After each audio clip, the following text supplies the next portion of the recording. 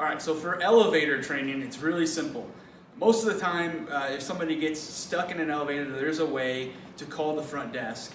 In this case, it'll actually ring to Corbin Olson because of the centralized desk for campus. From there, they'll put the person on hold. It's very important we never hang up on the person because we don't want to disconnect that communication. So they will put that person on hold, and then they will call the duty phone. The person on duty from the head staff that's on call will report to the elevator that's in question, check it to make sure and confirm someone that actually is stuck in it, and then they will follow the procedures from there. So if someone actually becomes entrapped in an elevator, all they have to do is hit this button here, which is push to call. That'll flash when the call is answered from the information desk. That will be the information desk at Corbin Olson, which is the centralized desk for campus. Once that person at the desk answers the phone, they'll put the person on the elevator on hold, again, never hanging up. It's important that they never hang up to drop that communication.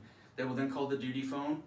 That person on staff will then call Macomb Fire Department, OPS, or essential personnel as needed. The other important thing in an elevator is when you mark it for a program. We want to be careful we never cover any of these panels up. It's against the code and we have to keep those open.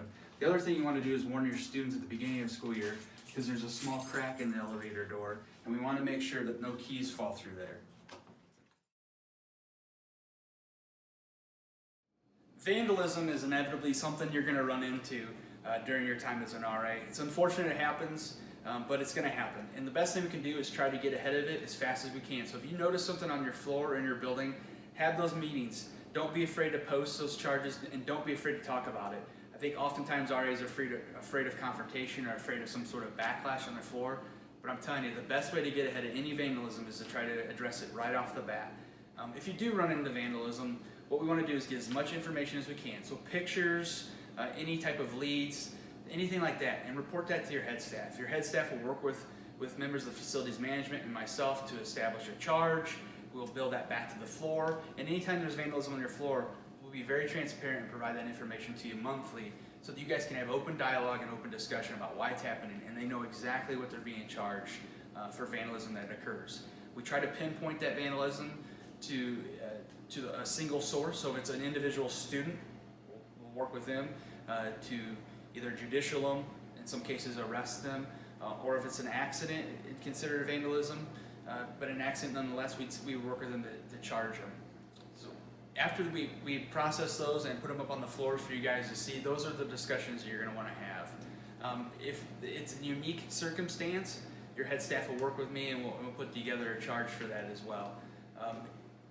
Another thing we can do is if it's considered, an act of vandalism where it's more than just somebody scraping something in the wall, but something of a bigger nature, is Crime Stoppers and encouraging your residents to text, which is completely confidential, which is text or report a fine.